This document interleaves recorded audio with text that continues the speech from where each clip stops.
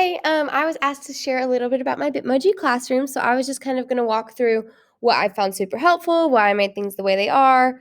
The first thing is I launched this all through Google Slides.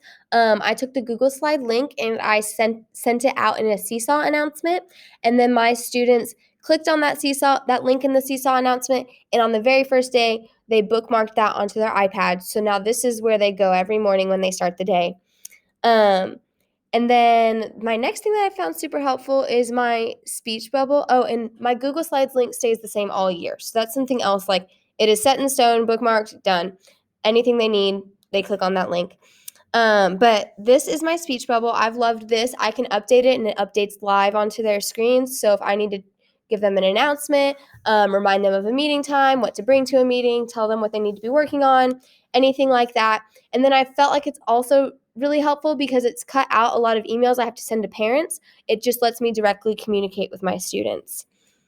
And then the next thing I have is our newsletter, our weekly newsletter. And so this is just for the first week. Next week, it'll be a little more detailed. And then it's linked. So when they click on it, they can read it a lot bigger because the words will be smaller once we start adding more information. And the next thing, I have my little frog down here. Oh, he disappeared. But I have tadpoles in my class, and so when they click on the frog, we do a daily tadpole update. And honestly, this is, I would say, about 50% of their favorite part of the day is checking on our tadpoles. And so they love it. They always ask about the tadpoles and want to see them in all of our meetings. So it's been really fun and a fun way to connect the class, and they love it. So that's something that we've been doing that's kind of just an extra tidbit. And then the next thing is I found a way to set a Google Meet link for the entire year, and I linked it into my slide. So when my students click on the Google Meet slide, it takes them straight into the Google Meet that we're on. And so that's great. They know every day, every meeting time. The meeting times are right to the right. I had them set alarms on their iPads 5 minutes before each meeting time so that they know to go get on. And then they have this bookmarked. Then they click on the icon, and they're in our meeting every day.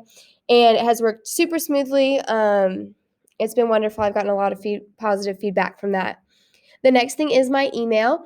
And so if the students click on this, it opens up a pre-drafted email to me that has my email address already in the subject line. And so that's been really helpful with communication. And then down here, I was really sad about our reading library not being a thing virtually. And so I made a virtual one. Each of the books is linked, and I read it to them.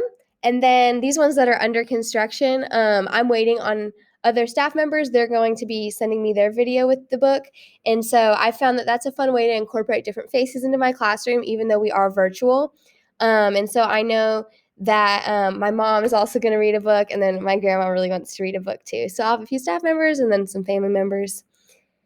And then after the first 2 days, I really felt like we needed some movement and mindfulness to our day. And so for movement, we have this Go Noodle slide. And so if they click on any of these Go Noodles, it takes them straight to the Go Noodle. The video opens already. They don't need to log in.